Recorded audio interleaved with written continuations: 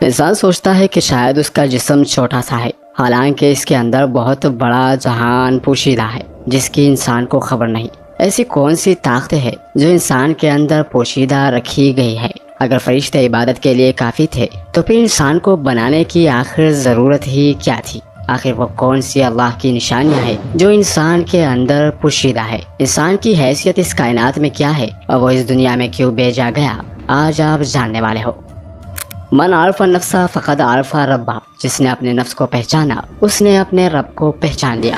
اللہ نے انسان کو احسن تقویم پر خلق فرمایا۔ انسان اللہ کا ایک شاہکار ہے۔ حدیث قدسی ہے کہ انسان میرا اور میں انسان کا راز ہوں۔ اگر انسان اللہ کا راز ہے تو پھر انسان میں بھی بہت سے راز پوشیدہ ہے۔ قرآن میں اللہ فرماتا ہے، اور ہم دکھائیں گے تمہیں اپنی نشانیاں کھلے آسمان تلے اور خود تمہارے اندر، یہاں تک کہ تم کہہ اٹھو گے کہ یہی حق ہے۔ اگر انسان اس دنیا میں پیدا ہونے، بچے پالنے اور ایک دن مرنے کے لیے ہی آیا ہے تو یہ کام تو جانور بھی کر لیتے ہیں۔ انسان کو اس دنیا میں بھیجنے کا مقصد کچھ اور ہے۔ حضرت آدم علیہ السلام سے لے کر اب تک انسان کے پاس جتنی بھی تاریخ موجود ہے، اس میں بہت بڑے بڑے فلاسفرز، دانشور، صوفی، سنت، فقیر، درویش سب ایک ہی بات کہتے آئے ہیں کہ اپنے آپ کو جاننا ہے، اپنے اندر کے سفر پر روانہ ہونا ہے۔ اپنے آپ کو جاننے اور پہچاننے کے لیے مختلف مذاہب میں مختلف مشقیں، ریاضتیں کی جاتی ہے۔ ان مشقوں اور ریاضتوں کو کچھ لوگ self awareness, spiritual awakening, spiritual enlightenment, Irfan نفس، عرفان ذات یا خودی کا نام دیتے ہیں۔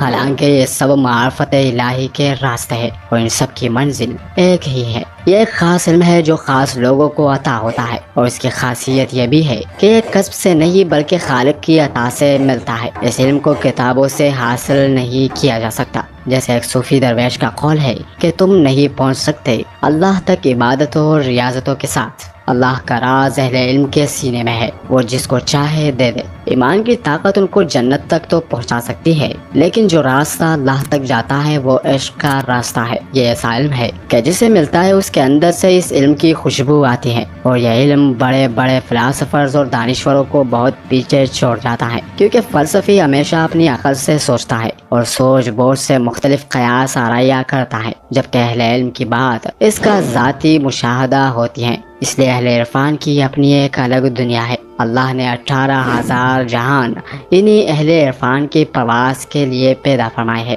بنا عرفان حاصل کیے ان جہانوں تک رسائی ناممکن ہے۔ اگر آپ غور کریں تو اس کائنات کی ہر مخلوق جیسے پیدا ہوتی ہے ویسے ہی مر جاتی ہے، چاہے وہ بھیڑ بکریاں یا جنگلی جانور ہو یا پیڑ پودے ہو، مگر انسان جیسے پیدا ہوتا ہے ویسے نہیں مرتا۔ انسان جب پیدا ہوتا ہے تو وہ دین فطرت پر پیدا ہوتا ہے، لیکن جب وہ اس دنیا سے جاتا ہے تو کبھی وہ چنگیز خان، کبھی ہٹلر، کبھی یزید، کبھی فرعون بن کر جاتا ہے، یا وہ کبھی رومی، اقبال، بایزید بستامی، صوفی، سنت، فقیر، درویش بن کر اس دنیا سے جاتا ہے۔ انسان اگر گرنے پر آئے تو اسفل السافلین میں جا گرتا ہے، اور اگر اٹھنے پر آئے تو قلندر کا مقام بھی حاصل کر لیتا ہے۔ یہی انسان کبھی جانوروں سے بدتر ہو جاتا ہے اور کبھی فرشتوں سے آگے نکل جاتا ہے۔ انسان جب اپنے بارے میں سوچنا شروع کرتا ہے تو اللہ تعالیٰ اس کے لیے راستے بناتا ہے، اسے کسی اللہ والے کی صحبت عطا کرتا ہے جہاں سے اسے معرفت الہی عطا ہو جاتی ہے۔ جب انسان کی عمر 40 سال سے اوپر ہو جاتی ہے تو وہ عزت، دولت، شہرت سب کما چکا ہوتا ہے۔ پھر وہ آسمان کی طرف دیکھتا ہے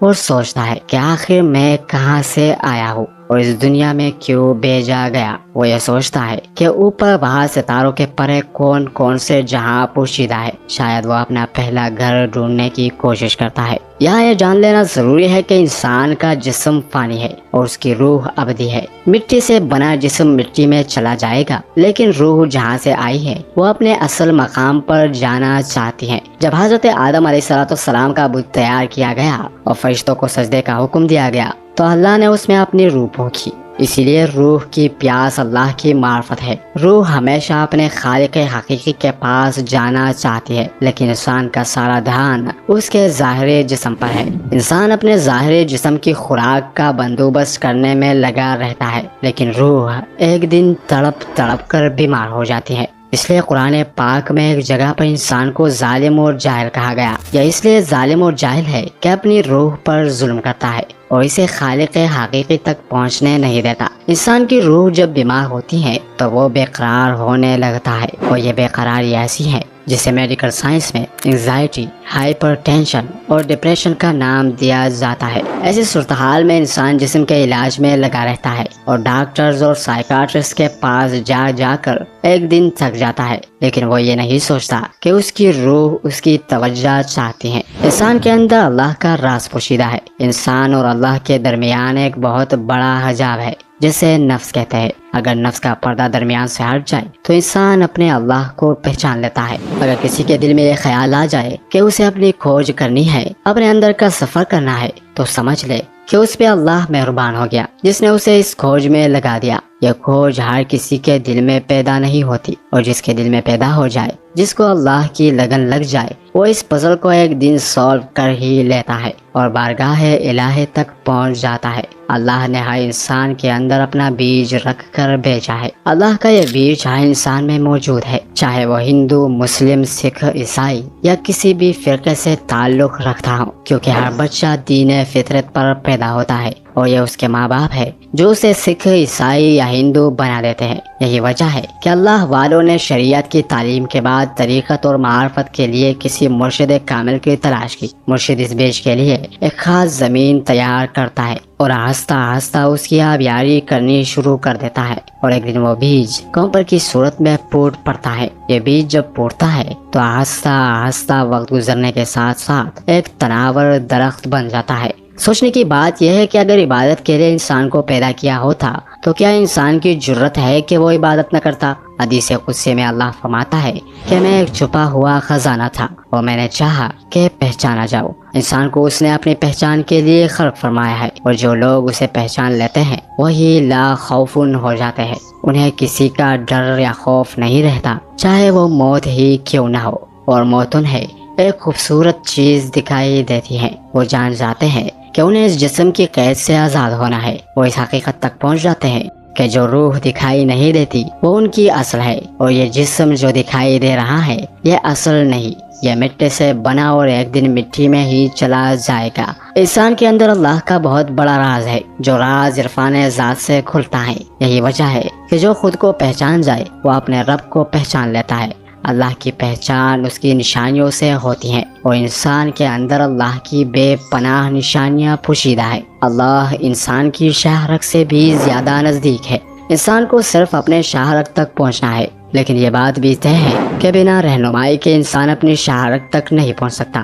اس کے لیے کسی اللہ والے کی رہنمائی ضروری ہے۔ انسان کا سفر نفس امارہ سے نفس مطمئنہ تک ہے۔ جو یہ سفر طے کر لیتے ہیں وہی مطمئن ہو جاتے ہیں، اور انہیں ہی اللہ تعالیٰ اطمینان کی دولت سے سرفراز کرتا ہے۔ دین کے تمام بڑے ارکان نماز، روزہ، حج، زکوٰۃ پریکٹس ہے، راستہ ہے، لیکن منزل نہیں۔ منزل کچھ اور ہے، اور اگر بنا کسی گائیڈ کے آپ اس منزل تک پہنچنے کی کوشش کریں گے تو بھٹکتے رہیں گے۔ آپ میں سے کون کون معرفت الہی کے متلاشی ہے؟ معزز ناظرین، ہمیں اس چینل کو آگے بڑھانے میں آپ کی تعاون کی ضرورت ہے۔ اگر آپ کو ہماری ویڈیو پسند آئی تو اس ویڈیو کو شیئر کیجیے گا، اور ہم اور آپ مل کر اپنے دین اسلام کے پیغام کو ساری دنیا تک پہنچا سکیں۔ اللہ تعالیٰ سے دعا ہے کہ ہمیں اپنی فرمانبرداری اور شکر گزاری کی زندگی گزارنے کی توفیق عطا فرمائے۔